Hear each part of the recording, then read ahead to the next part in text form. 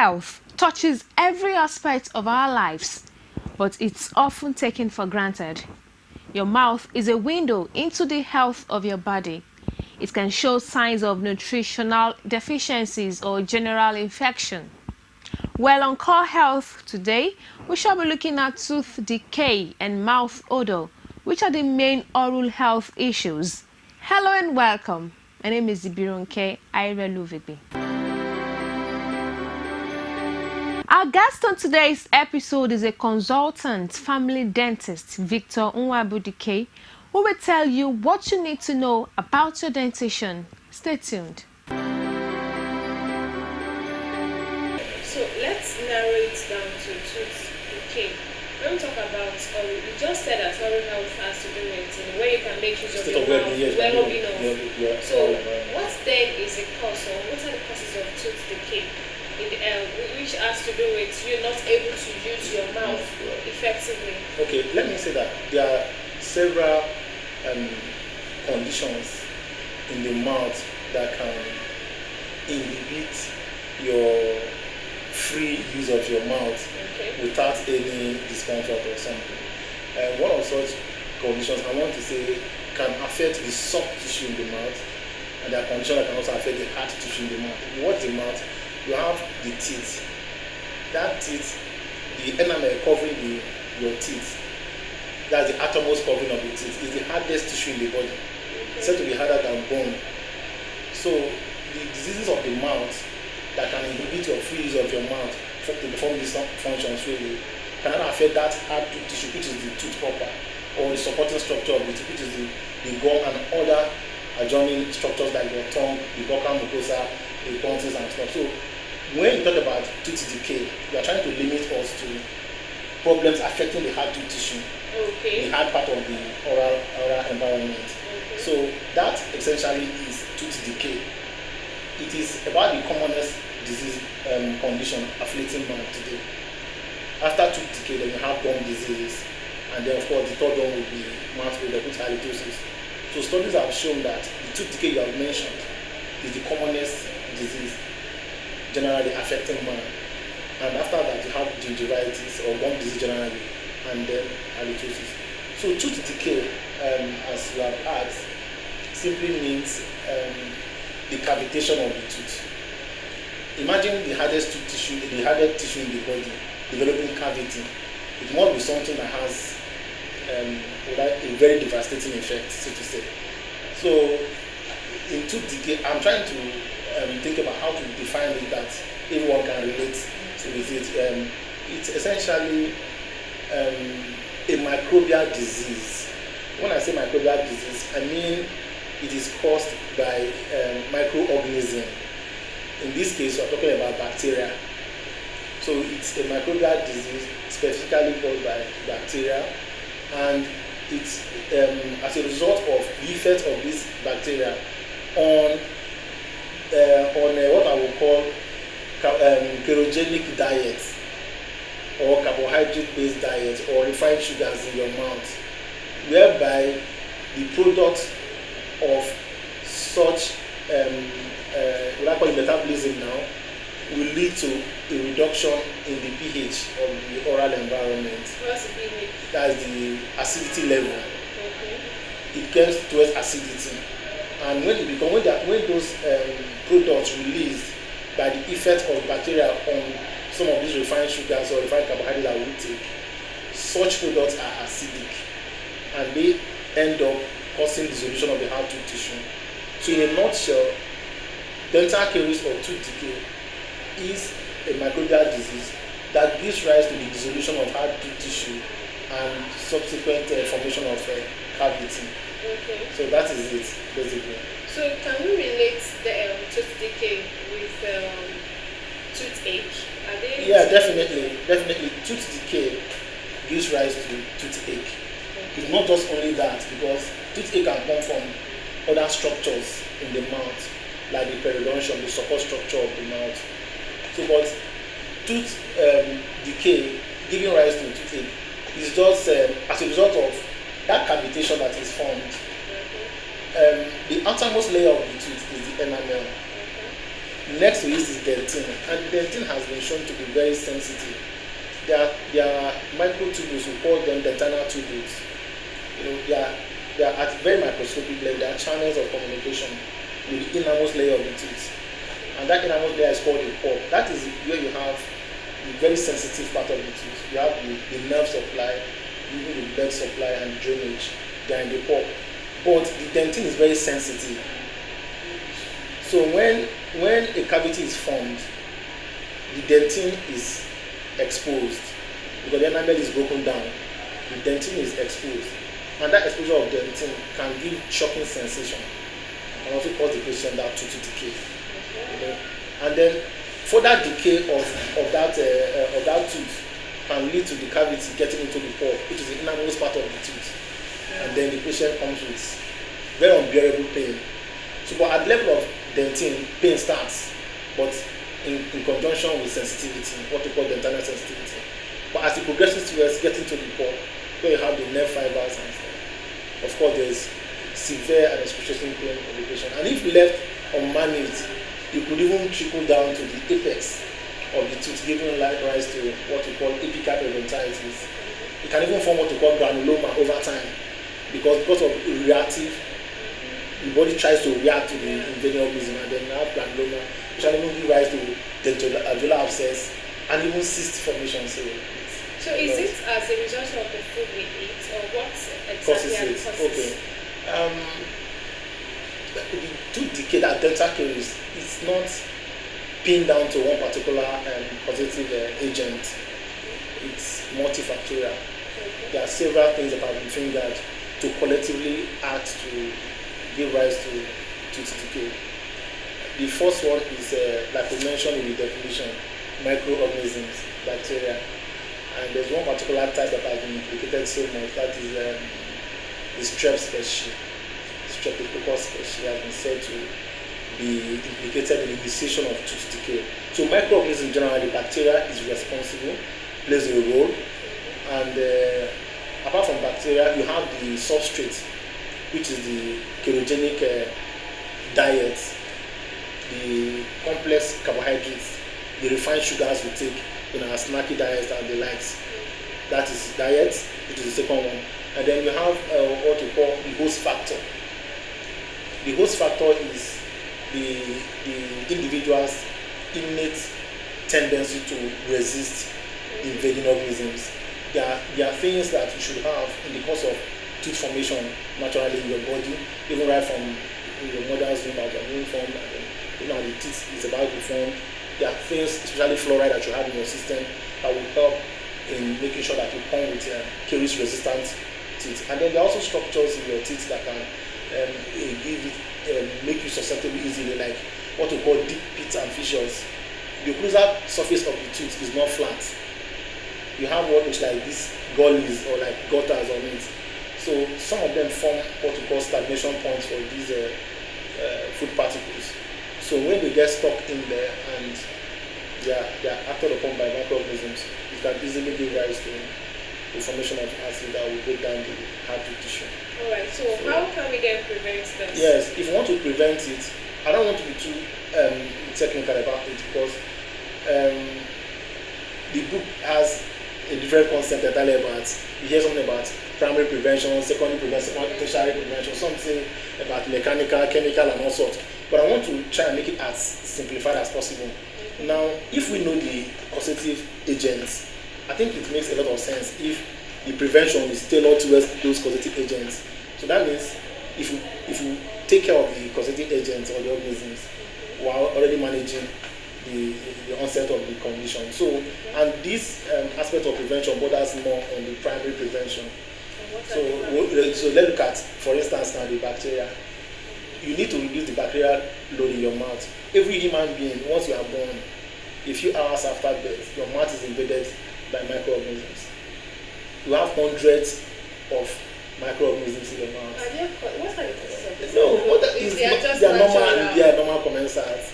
They have to be there. Yeah. So, but what happens is that what happens is that when you give them their, what I call it, when you give them a fertile ground to fester and metabolize and do all sorts.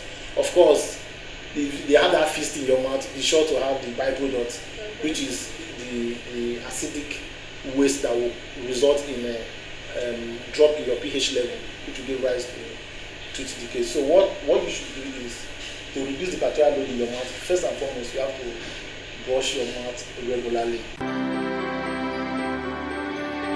I'm sure you know that good oral and dental hygiene can help prevent bad breath, tooth decay, and gum disease, and can also help you keep your teeth as you get older. Well, we're going on a short break. See you soon.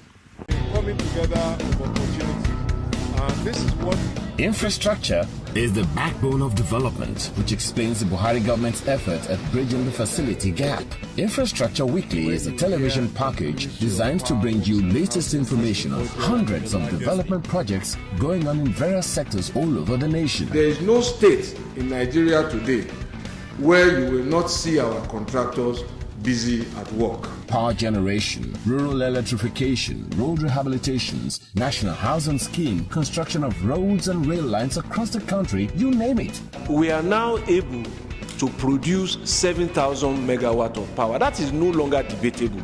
Infrastructure Weekly is Nigerians working together for a better Nigeria. So be better informed to take better informed decisions. Watch Infrastructure Weekly, showing on Channels Television Thursdays 2:30 p.m., NTA Network Wednesdays 5 p.m., and Core TV News Fridays at 8 p.m. Infrastructure Weekly, making development known. Welcome back. If you're just joining us, you're watching Core Health, and our focus is on oral health. We also have been talking with dentist Victor Nwabudike on what to do to ensure you have a total oral health. Relax and enjoy. Brushing your mouth regularly is very important. You are expected to brush your mouth first and foremost with a fluoride-containing toothpaste. That's very important. And then you have to brush at least twice every day, the morning and the last thing before you go to bed. And then you have to use the right strength of toothbrush, because we have soft, medium, and hard. You have to use the right strength. We encourage the use of soft or medium, low hard toothbrush. Why? We'll get to that. And then when... Because I use hard toothbrush, I feel it should wash, every part. No, it is not about the mechanical strength. Okay. Or the manual, whatever that you need to remove all the debris, that is the plaque and all that in your mouth. No. If you want to remove those hard things in your mouth, you should go for what we call scaling and polishing. Okay. If you want to use toothbrush, that hard toothbrush to remove those things, you'll be causing yourself, doing yourself more harm than good. Because yes, the abrasive nature of the hard toothbrush tends to cause two things. One, you have what we call a cervical margin abrasion. If you go to the market to buy your toothpaste, look at the pack. There are those written endorsed by Nigerian Dental Association. We encourage you to go for those ones. Why? Those ones have been truly tested and trusted and certified fit for human use by the association. We have a mechanism in the association that does that. What about Close-Up? We don't want to mention names here. I know we don't mention names, but if you check the pack, you will see endorsed by Nigerian Dental Association. Then be sure that one is fit for use. So the right kind of toothbrush, we said you avoid hard, you go for either soft or medium strength, and then you brush using the right technique, because brushing has techniques. How do you brush? There are ways we encourage our people to use the wrist roll technique, because some people brush horizontally, some brush up and down like that, but there are specified ways of brushing. Can you demonstrate? I wish I had a model to demonstrate here, but what it simply means is that if you want to brush, you don't go back and forth. So some people just go, some people pick up their toothbrush in the morning, you see them going up and down like that. Okay. It's not good. You are causing what we call gingival recession, because you're going up and down, you are pushing the gum out of the neck of the tooth. So instead of just brushing that up and down is wrong. Then some people use horizontal technique. You see them pushing their toothbrush like this, as if they are fighting with their mouth or something like that. That is wrong, because as you're even doing that, you cause that groove that cavitation around the neck of the teeth. So to call it cervical abrasion. And if you know that, if I must add now, the tooth, the outer part of the tooth in your mouth is covered by enamel, which, like I said, is the hardest tissue in the body. And then the root part of the tooth is covered by cementum. Okay. You understand? It's not the same kind of structure that covers from the crown to the apex of the root. No, there's a meeting point. That is the neck of the tooth. We call it cemento-enamel junction. Okay. It comes from the two names, enamel and cementum. So cemento-enamel junction. That junction is a meeting point of those two outer covering tissues. So, and sometimes in some people it meets at different levels. Some it can meet edge to edge like this. Some there could be a small gap in between, and for some it can overlap.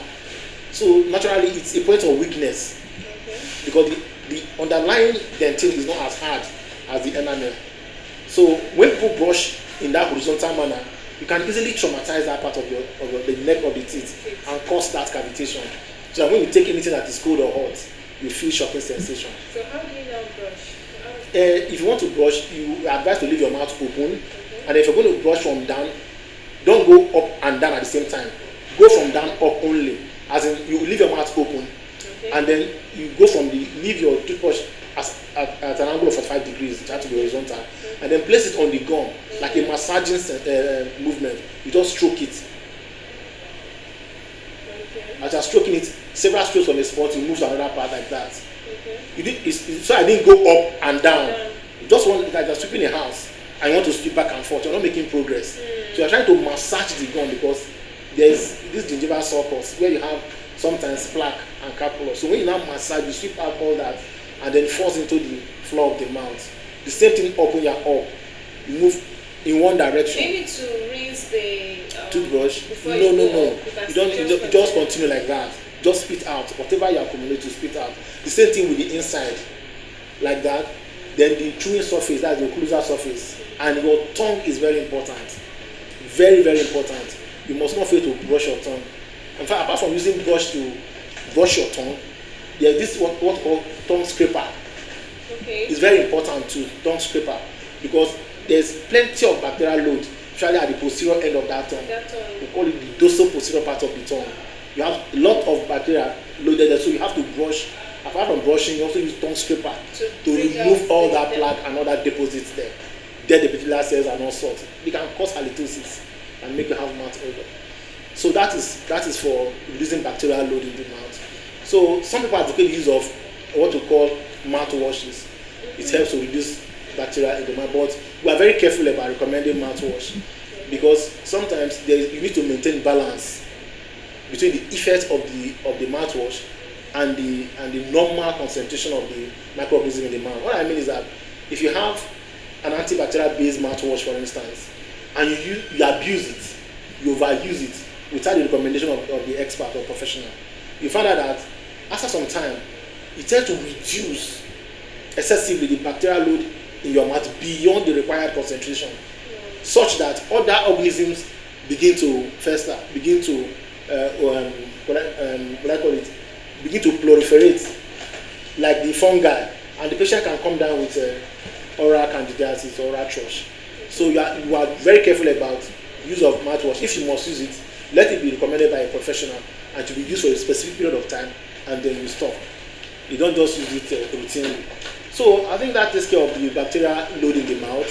And then for the substrate, we have said to prevent it, you have to just change your lifestyle.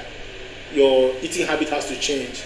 Just move a little bit from those snacky diets to fruits and vegetables. That will do it. But if you must take the snacks in between meals, try and rinse your mouth with water. A lot of people won't like this, because when they take their snacks, they want the effects to continue. Meanwhile, they are encouraging some hazards. So it's just like that. And then the host factor. Fluoride essentially is required for the strengthening of your teeth, and it gives the teeth the ability to resist the insults from these microorganisms. So, but the fluoride, it has what we call the post-eruptive and pre-eruptive effect. Okay. Pre-eruptive is before your teeth comes into your mouth. The fluoride you have in your system, probably when you have gotten from your mother, and as you're getting from the milk, from water, or whatever they give you, if it is not in the required concentration, in the course of your tooth formation, the bonding and the crystals of the tooth will be very weak. And with slight insult or invasion from these microorganisms, the tooth will crumble. But if you have an adequate supply of fluoride, you understand, your tooth can become resistant. So apart from the pre-eruptive effect, there's also post-eruptive. That's when the tooth has erupted into your mouth. You can get fluoride from your toothbrush. That's why I advocate fluoride-containing toothpaste.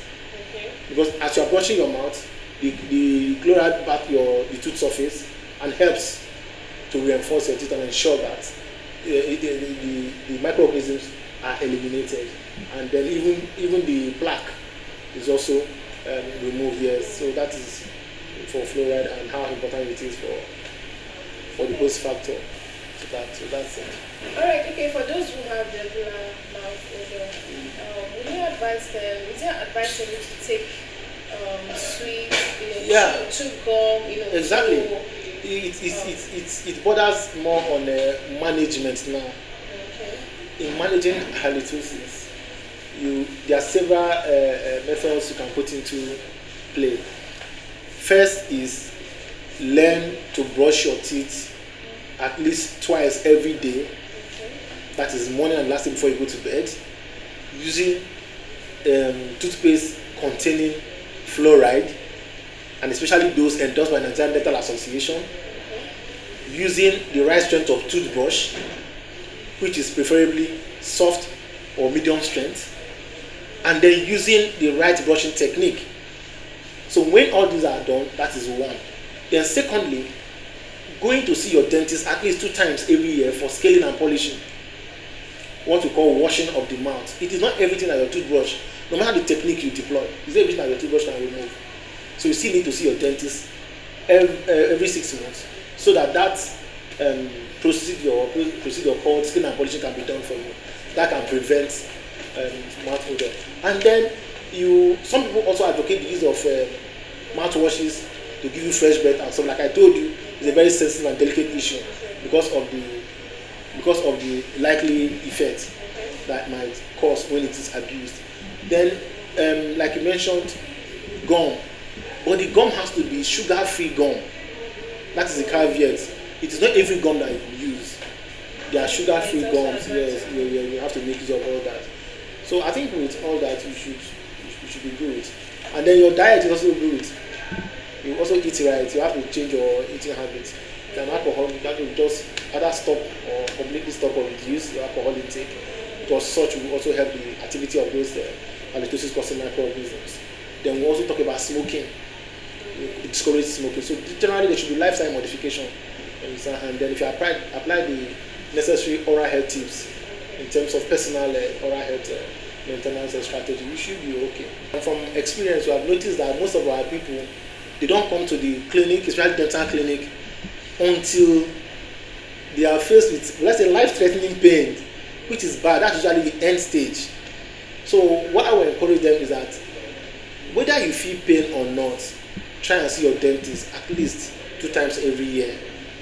If you see your dentist at least 2 times every year, that way the dentist will discover whatever problem you have in your mouth early enough, and they say early detection is cheaper and it is better. So I will encourage everyone out there to try and see the dentist at least 2 times every year for routine scaling and polishing, and for early diagnosis of any form of oral disease. We are available. The public hospitals are there, and then the qualified personnel are there to attend to you. And then most importantly, those that eat snacks.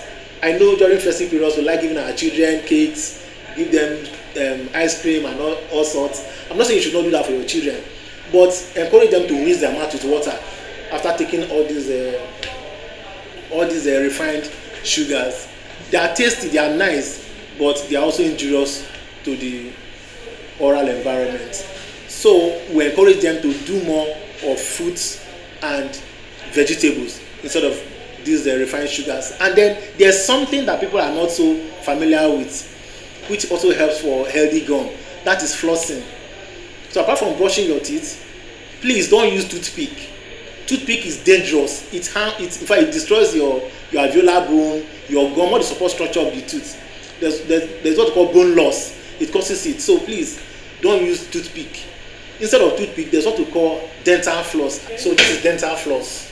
Like I said, for healthy gum, apart from brushing regularly, you also need to floss as often as possible, because there are some very difficult or hard to reach areas in your mouth, all those corners that you cannot reach. So when you use this, in the past there used to be this formulation, the type that comes like rope or strand. You need to cut out the rope, tie around your finger, and then you need to glide it between your to bring out the deposits all around the interdental spaces.